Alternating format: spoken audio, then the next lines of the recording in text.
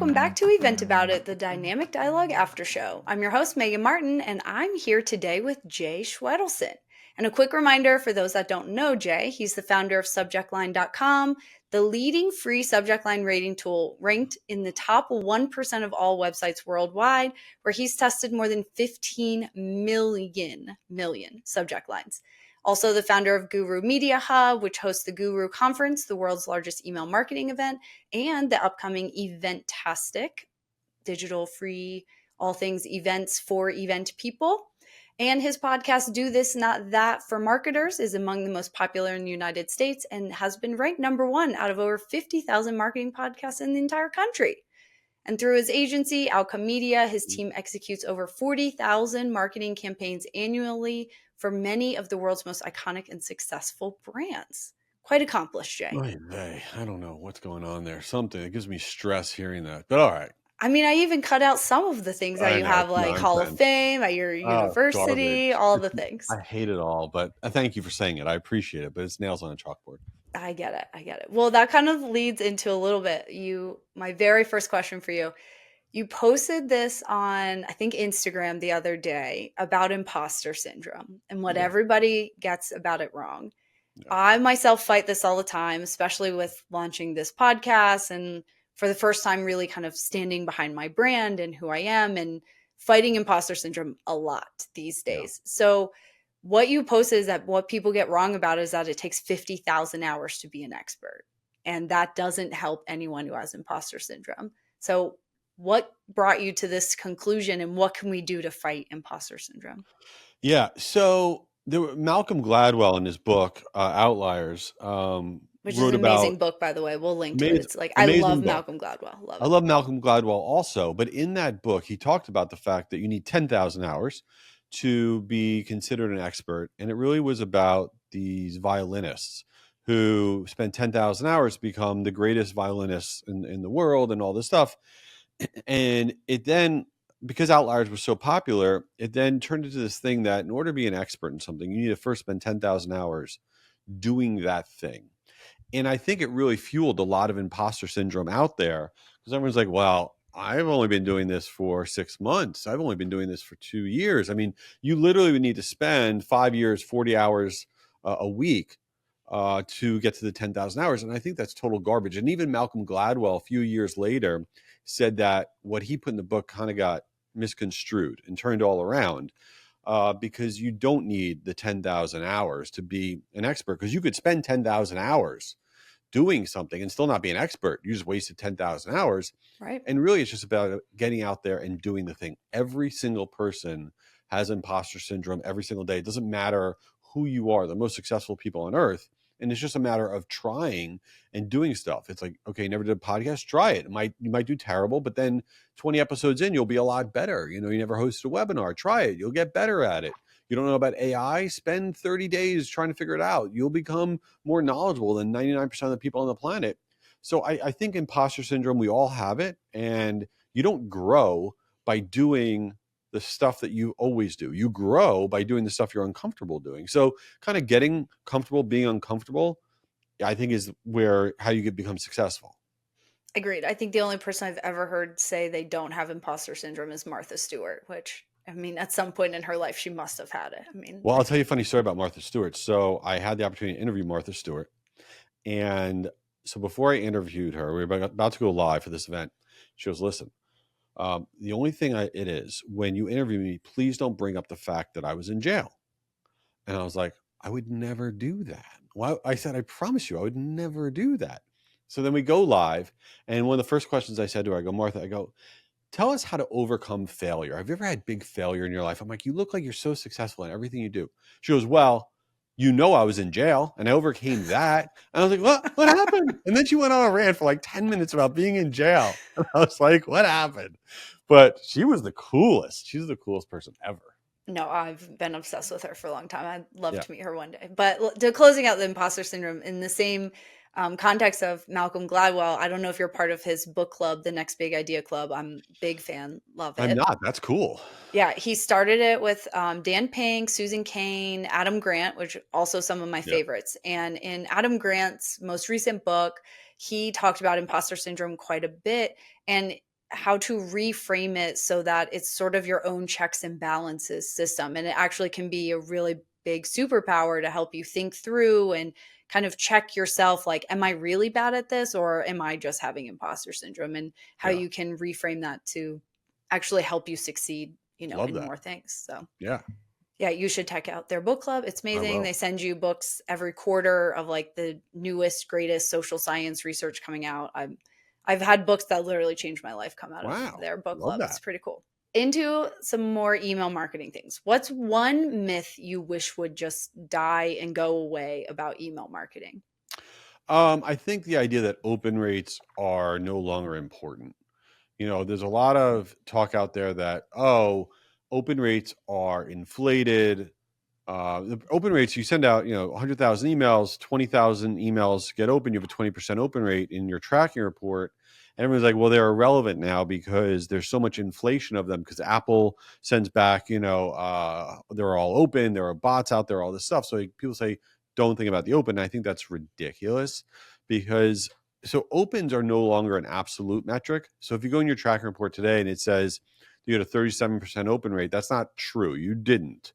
Okay, it's not absolute because of all the inflation that's out there, but directionally, it's crazy valuable. What I mean is that let's say you do an A/B test on a subject line. One subject line you use an emoji, another subject line you don't, and you hit send, and the one with the emoji got a 40% open rate, the one without it at a 25% open rate. Directionally, the one with the emoji did much, much better. So open rates have incredible value. And when they get discounted out in the universe, it drives me nuts. And where would you put that as a metric compared to a reply or a click through rate? In the same vein, they're both important, or is one more important than the other? Yeah, I would say they're all important for their own reasons, right? If you don't get the email open, who cares what's inside the message, right? But ultimately, if you don't get a click, then that's a problem too, and the trickle down effect goes on and on and on. And I would say, I guess the other biggest thing that myth or whatever that drives me bonkers is this idea of spam trigger words or people believing still that, and I don't care who you market to, it could be people in the education sector, healthcare, retail, it doesn't matter your industry or how boring it is. People think that the reason that you go to the junk folder, spam folder are you put the word free in your subject line, or you put brackets in your subject line, or use an emoji or capitalization or an exclamation mark or whatever. You do not go to the junk folder, spam folder anymore because of spam trigger words, because of symbols, because of capitalization. That is from 10 years ago. And there's still this proliferation of these spam trigger word lists or things that you should avoid. And it's total garbage and it's not true. And I think it holds back marketers a lot. So that's the other one that drives me bonkers. Good miss. What I mean, you've tested so many different subject lines and A/B testing and all the things. What's something that surprised you that kind of made you rethink everything? I think the fact that it's always changing. You think email's been around forever. Like, oh, okay, this is how you do it. This is what works in the subject line. This is what works here. But it's not, it isn't true. So I'll give you an example.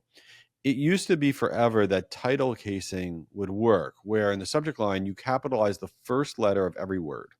And that would give you a slight lift, right? In the percentage of people opening up, it stands out a little bit in your subconscious, whatever. For some reason, in the last 6 months or so, we've seen title casing now have absolutely no impact, doesn't help at all. As a matter of fact, what does work really well is no titling whatsoever, not even the first letter of the first word, right? And maybe that's because AI would never recommend that. So it's kind of like the opposite of AI type stuff. But the thing about email that is just both cool and annoying, it's always changing, which is so crazy to me. I mean, isn't that the truth for so many things? I mean, we're kind of dealing Yes. with from an event organizer Yeah. architecture standpoint too, like these events that have lived on loyalty and well this is the way we've always done it doesn't work anymore because the way we consume and go to events and why we go to events is so drastically different and Yes. you have to keep evolving. Agreed. So, what do you think something that great marketers never do and average marketers always do? Something that great marketers never do. Oh, and so I think that great marketers don't just check the box, meaning that the average marketer when they get their newsletter out, they're like, oh, thank God I got it out. And then they're thinking about next week's, they're on to the next. And what I mean by checking the box is with a lot of the marketing things that have to get done, you're checking it off that you got it done. Okay, we got our social post on our company page done today. We got, the email out the door today, without taking a step back and be like, okay, was this awesome? Did we send out something that people really want? Is this really relevant? If you're just checking the box and you're like, okay, we got it out, we posted it, whatever, then you're average. Then you're going through the motions and you're never going to get to that next level, right? So you really want to think about relevancy. You want to think about providing really thought leadership, because there's something out there called negative signal, right? Just by checking the box and sending stuff out there, if it's not awesome, you're putting your brand in front of somebody the wrong way. So when they actually are in market for the thing, they're like, well, that brand stinks, right? I see it all the time. They're boring. I don't consume their content. So make sure whatever you're doing is pretty awesome. Agreed. I love the negative sentiment. Like, Yeah, not everything is gonna be a winner, but sometimes it can be, if it's average, is your brand average, 100%. And what's do you think is one of the biggest mistakes event marketers make with pre-show email campaigns? We kind of talked about it in the podcast that you hate the register CTA button. Change it to, save my spot. I want to be there, something catchier. But maybe what's something else in the pre-show emails, maybe some of the content or the subject line that event marketers miss? Well, I think event marketers are so quick to make everybody aware that there's going to be on demand. I was saying, and they'll be on demand, blah, blah, blah, which is, I think on demand is actually ruining events, in-person events and virtual events. As a matter of fact, for my own event, we do a lot of these giant virtual events. We don't do on demand. So what we do is something called earned on demand, where you have to attend our event for at least 1 hour. Usually they're 2-day events. Once you attend for at least 1 hour, it will trigger the on-demand link once it's over. But if you don't attend for an hour, you get no on-demand. And one of the mistakes that marketers make for their in-person events or for their virtual events is in their promos, they'll be like, and on-demand will be available, blah, blah, blah, blah. And I'm like, are you kidding me? You're literally giving people the out on attending your thing. Like on demand should be at a premium, right? It shouldn't be part of your promotion cycle. And then of course, just the same garbage over and over and over again with nothing layered in there. Every time you hit send, there should be a reason the person wants to react. Like if you register today, you'll get this content bundle. If you register here, you'll get access to this area of the event. You can't just say register, register, register. It's like, who cares? You're annoying. Well, and I love the on demand not being a marketing thing because you then immediately eliminate all the FOMO, right? Yeah, Like, and done. a hype video would be great, but like if I'm going there for the content only, like I'm not really there for networking or only Right. things you can get in person, then I'm like, oh, well, I'll just get it on demand. I'll watch the recordings on my own time. Like I Oh, immediately cut out hate it. FOMO. Yeah. It's like we've turned events into Netflix. Whenever you want it, it'll be there. Just watch it whenever you want. And I think it ruins it. So what would be a good on-demand play? I like your idea of like you have to go to 1 hour of a virtual event. No. What would be the in-person equivalent to that that you can leverage on demand and repurpose it to sort of keep that event alive for a while? Well, first of all, I wouldn't have all your sessions be available on demand. Right. So there has to be a win for going in person, that you get access to content that other people don't. If you're making your entire event available on demand, I think that's absolutely, ridiculous. Or things like, for example, we're going to do live Q&A and only people that are attending live we're not going to make that available in the on demand stuff that we are providing. Right. Or maybe you only make the decks available on demand. You don't actually make the videos available on demand. There has to be a reason to show up live. It can't just be like everything that happens at the event, you're going to be able to get on demand. That is garbage. And everybody's a people pleaser, especially event people. They let Yes. the loudest voice in the room dictate their events, and it's an epic fail. If one person's jumping up and down, this isn't right, that's not fair, whatever, and they, oh my God, we got to make it so everybody feels happy. I'm a believer that if everybody is happy, everybody's like, oh my God, they nailed it, I was perfect for everybody, you're doing something wrong. Okay. It shouldn't be simple for everybody.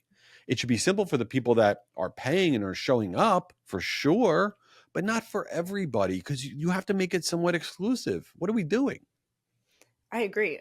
And it comes into a balance then of scaled personalization, which Yeah, is now a lot of the talk and how do we leverage some of these AI bots and giving everyone exactly what they want, right. but not everybody wants the same thing. But again, to if everyone's happy and everybody's getting everything, then everyone's getting nothing. I So like agree. what is the incentive to even go? Like if I can just get it all online. Totally.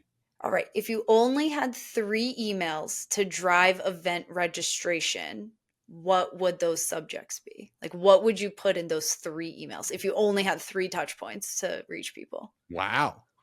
Um, if I had a celebrity keynote, not a keynote that nobody knows, but a legit celebrity keynote, like somebody super famous, definitely that has to be one of them because people will show up for like a massive celebrity. Like we put out Andy Cohen, great.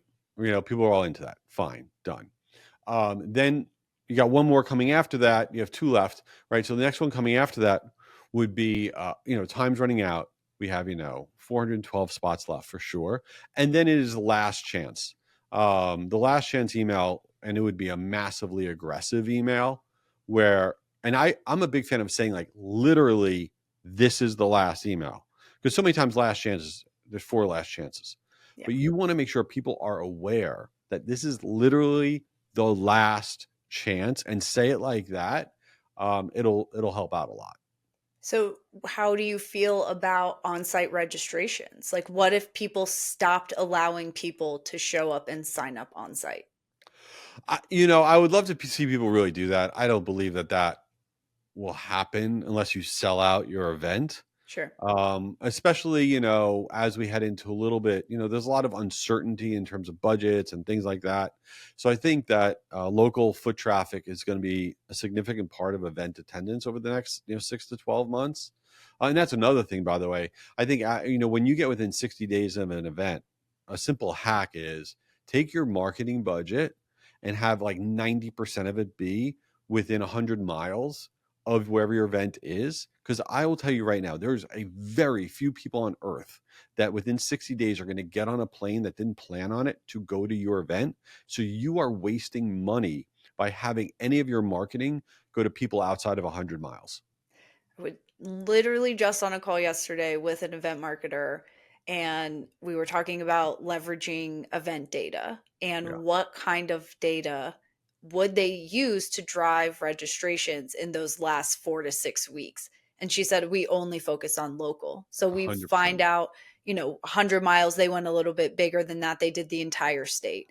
And they were like, give me everyone who's not registered, who has registered in the past or engaged with us in the past, who lives in this state. And that's all they marketed to And for the that's last super 4 smart. weeks. Super smart. Yeah, it's very, because a lot of people are driving, they're making those last minute decisions. And I think to your point, if they have to get on an airplane, they're probably registering earlier than a local person. Yeah, there's no way. I mean, would you? I wouldn't. Yeah, I wouldn't for sure. And we've talked a lot about sort of the leveraging email for pre-event communications. Let's switch gears a little bit to during events. Would you email attendees or non-attendees, so your audience Mhm. during an event? Oh my God. We email probably, I'm not exaggerating, 10 times each day of the event to everybody and people that are not even there. And what we're doing is we'll say, so and so is taking the stage, or, this crazy thing's about to happen. And we send out emails like non-stop all day long. And it drives people bonkers. It also creates FOMO if people aren't there. Um, but that's the moment. You need to keep bringing people back. You need to keep bringing people to the right stages in person. Don't be shy during the event. Go crazy. This is it. And that's not just people attending. So would you send the same message to people who maybe aren't registered for the event?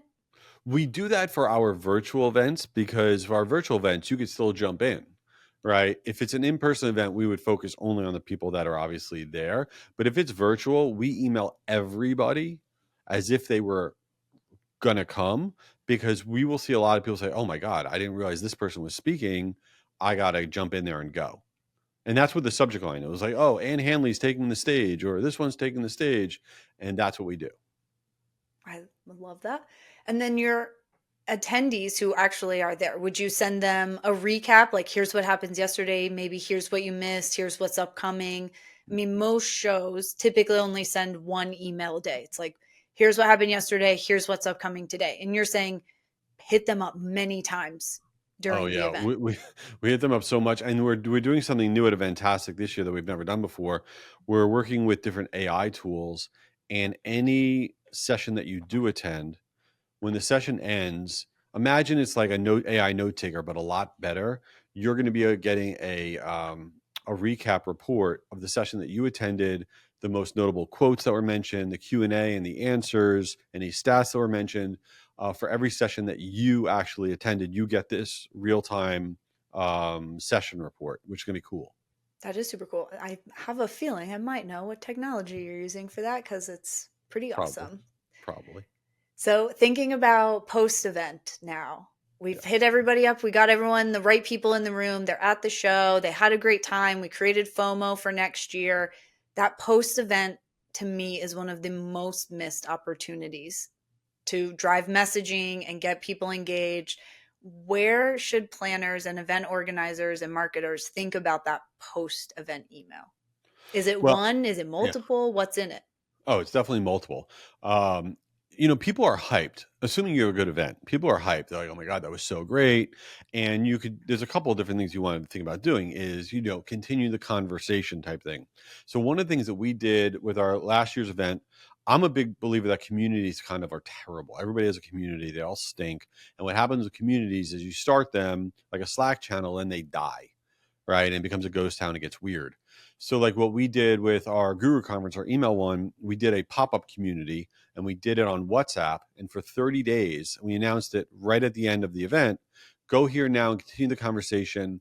We started a WhatsApp community with a bunch of different channels, and you can go there and talk to people about whatever. And it was only for 30 days. And it was only for people that attended the event. That did phenomenally well because people want to, they're like, oh, I'm so sad it's over. I want to stay connected. I want to network. I want to do. So thinking about that experience is really, really important. And then also you want to you want to make sure that you are leveraging that moment to obviously sell next year's ticket sales. You want to give them pricing that only they get access to. So really you want to think about multiple emails within 3 hours of the event ending, within 24 hours, within 48 hours. Usually you have a 48-hour window until people are like, all right, I got to go back to my regular life. But yeah, very important stuff. Agreed. And thinking about campaigns in general, especially that post event campaign, and we've talked a lot about segmentation being really important because not every Yeah. message is going to resonate with everyone. What's your best approach for our listeners about segmenting? Is it by job title? Is it by behavior? So people who came to these sessions get this email. People who engaged with XYZ exhibit hall sponsors got that email. Is it by funnel stage where they are in their buying process? Like what tools or basically triggers do you use to segment?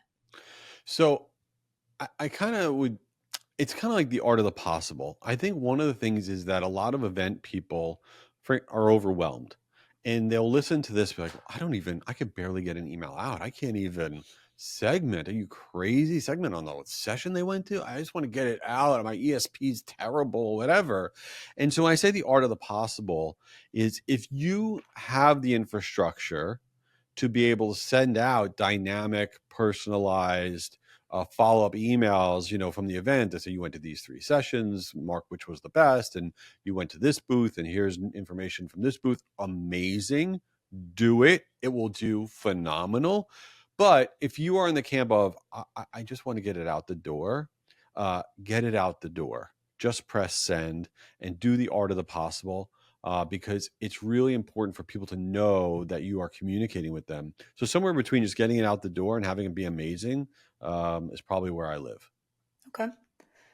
I think it also kind of depends on what data you even have. Like some people might not Right. even have behavior trigger data Right. to be able to use that. So I like that advice a lot.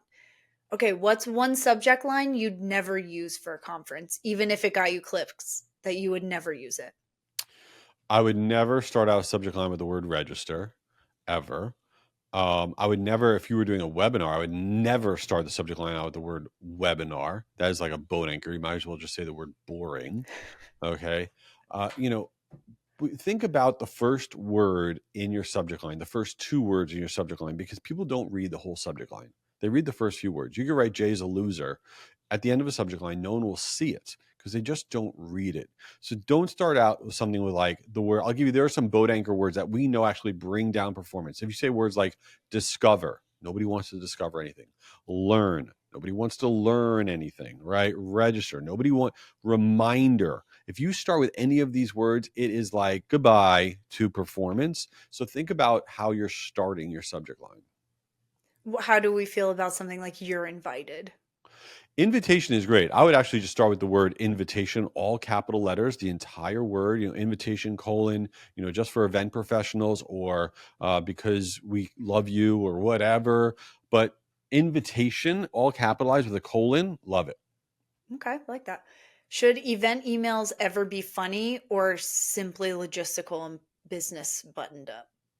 Well, if you want to go out of business, you want nobody to attend, they should only be business and button up for sure. People think they're in boring industries. Oh, we can't do that. It's off brand. We're in a regulated industry, whatever. It is nonsense. We're just marketing to other human beings. And the world of AI is creating a tidal wave of generic garbage. So if you don't insert humanity and humor into what you're doing, you will lose. I don't care who you're marketing to. I again, people want fun. Like it's Yes. so, and especially of the event world, it's part of this podcast format being the way that it is there's so much stuffiness in our industry when we speak in a vacuum, and I got really tired of it. Oh Like my, we have to it have is. more fun. It is the absolute worst. Yeah. All right. Last couple questions. We're gonna have a little more fun and less Do email it. communication. So you've spoken at some of the biggest events out there Yeah. coming up. You got Inbound again this Right. year. What's your ultimate green room must have before hitting the stage? Oh wow.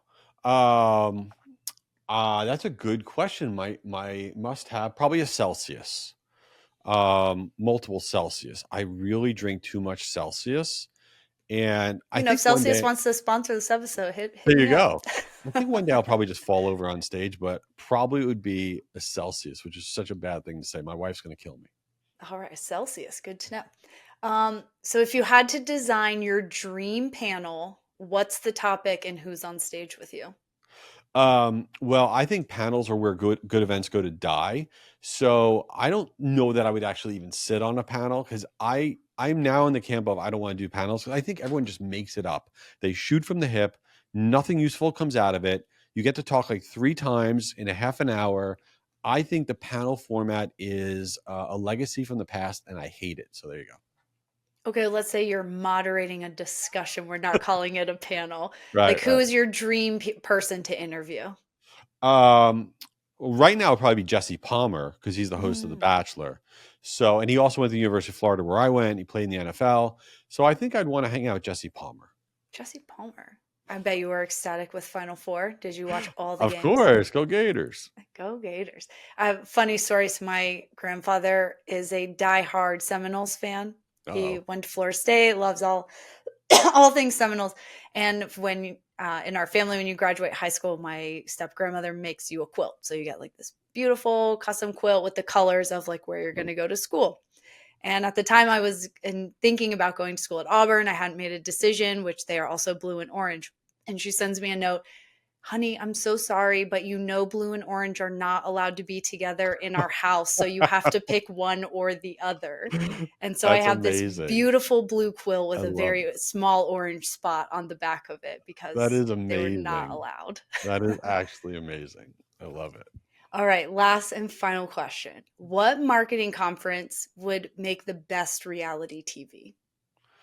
Mine, Guru Conference. It's insanity. I mean, the behind the scenes, the amount of cursing that goes on. We're off camera when things are going sideways, with the team working on stuff and everything not going perfectly is wild. We need to have like cameras on us while we're all doing it. So I love it all. The chaos is the good part. Well, maybe you and I will have to put our heads together and pitch Bravo There you to go. do a guru conference Yes, reality show, I'm and in. we can host it. And I've always wanted there to be a reality show about our industry, but no one's willing to show all the behind the I'm scenes in it. dirty I'll work. show anything. I could care less. I agree. So, all right, Yeah, Bravo, Celsius, let's hit us do it. up. We're Let's ready for a go. reality Let's show. go. Awesome. Well, thank you so much for joining us today. There's so many good nuggets that you gave our audience today, and we really appreciate the time and look forward to being at Eventastic in a few weeks. Thank you so much for having me. This was amazing.